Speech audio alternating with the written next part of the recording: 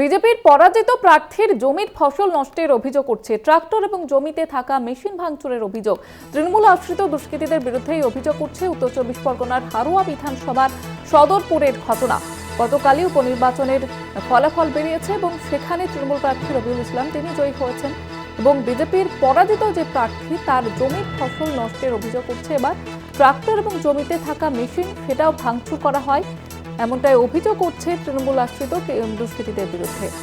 উত্তর চব্বিশ পরগনার হারোয়া বিধানসভার সদরপুরের ঘটনা এবং সেখানে বিজেপির পরাজিত প্রার্থীর জমির ফসল নষ্টের অভিযোগ করছে, জমি এবং ট্রাক্টরে থাকা মেশিন ভাঙচুরের অভিযোগ করছে।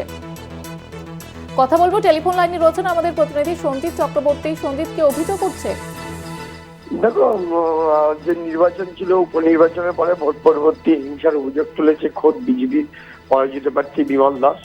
যে হারোয়ার গতকালকে যে নির্বাচনের পরে রাতের অন্ধকারে তার যে হারোয়া যে সদরপুরের এলাকায় তার বাড়ি রয়েছে, বাড়ির সংলগ্ন প্রায় 4 বিঘা জমি রয়েছে। সেই 4 বিঘা জমির বেশ কিছু ফসল ছিল, যেমন আম গাছ এবং শাল গাছ সহ একাধিক ফসল কেটে তছনছ করে দিয়ে দুষ্কৃতীরা পাশাপাশি শ্যালো মেশিন থেকে শুরু করে আর যেসব যন্ত্রপাতি ছিল সেগুলো ভাঙচুর চালান।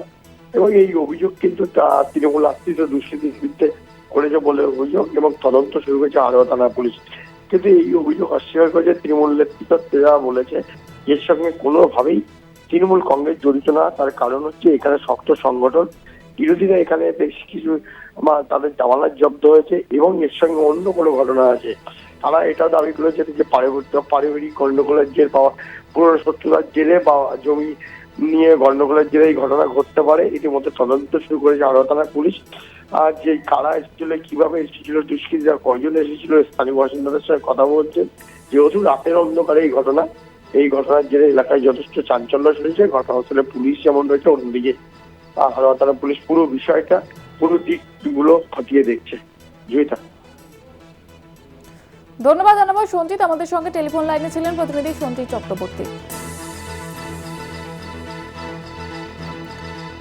বিজেপির পরাজিত প্রার্থীর জমির ফসল নষ্টের অভিযোগ উঠছে তৃণমূলের বিরুদ্ধে এবং এই ঘটনাকে কেন্দ্র করে চাঞ্চল্য ছড়িয়েছে এই এলাকায়।